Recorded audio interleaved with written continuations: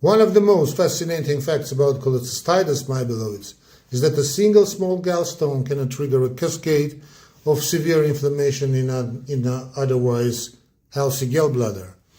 This tiny obstruction, usually at the cystic duct, sets off a chain reaction that perfectly illustrates the principles of inflammation, ischemia, and bacterial infection in one organ system. When a gallstone blocks the cystic duct, bile cannot leave the bladder.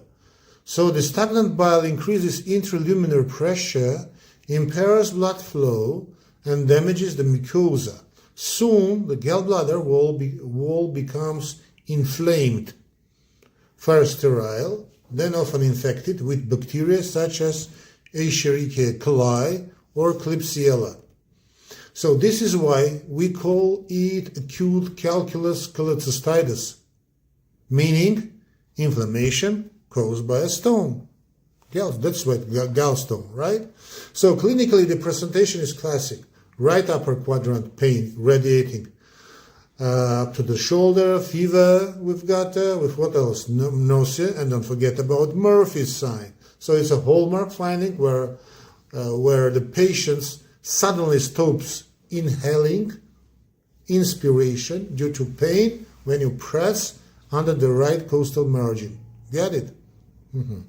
What's truly interesting, my beloveds, however, it's how the absence of stones, so-called acalculosis cholecystitis, A means without, acalculosis cholecystitis can make the disease even more dangerous. It often occurs in critically, my beloveds, in critically ill or post-operative patients where gallbladder ischemia and bile stasis trigger inflammation without stones, and mortality rates are much higher.